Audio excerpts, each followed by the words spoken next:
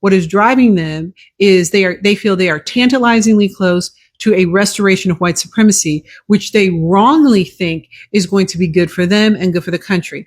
That white supremacy actually does not benefit them in the ways they think it does is very important. The central idea here is that the biblical figure of Esau represents the final chapter of human history. You may not have heard this in church because many pastors have been trained in schools influenced by the very system they should be warning you about. And if you don't understand that this administration is not driven by fear of the Epstein files, this administration is not driven by a fear of public opinion. They don't care about the polls. This administration is driven by the desire to reinstate white supremacy in this country. As we get closer to the end of this age, this power structure is going to become much more aggressive because it is backed by Satan.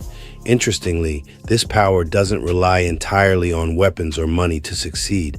It relies on people not knowing the truth. Trump supporter and billionaire Elon Musk wrote 100 above this message on X, which read in part, quote, "If white men become a minority, we will be slaughtered. White solidarity is the only way to survive."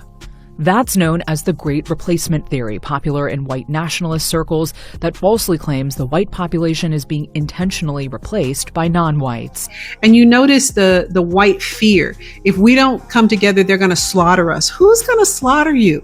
This is strategic racism.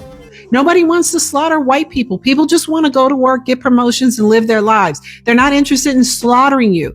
You are interested in slaughtering people, so you think everybody wants to slaughter. The easiest targets are those who aren't interested in deeply researching God's wisdom for themselves.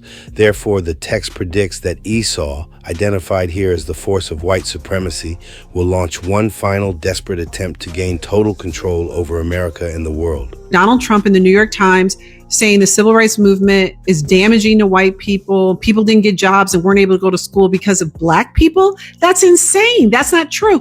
That assumes that every single position should be filled by white people first because they deserve it. And then we should get whatever's left over if they decide, if they're full, if they've eaten, gorged at the table and they decide to throw us some scraps. But otherwise, anything we get that they don't get is a crime against humanity. And I've written about this in my book, Qualified, that freedom itself is what was abhorrent to white people. When black people got freedom after the Civil War, our freedom was what was terrorizing. Our freedom was offensive, and our freedom has been offensive ever since then. The smoke of the Civil War had barely cleared when the black codes emerged. Laws engineered to force newly freed people back into conditions that mirrored slavery in all but name.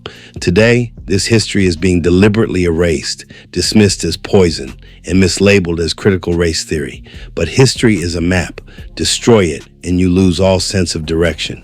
A nation cannot move forward while denying where its darkness began.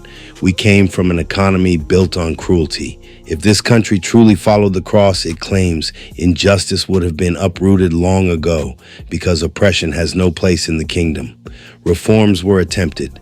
The civil rights era produced protection, though imperfect, cracked armor, not a cure. But flawed armor is meant to be reforged, not discarded. Instead, we now see mass deportations and laws that echo old supremacist systems. They believe they are shaping the future, unaware they are replaying an ancient script. The signs are clear.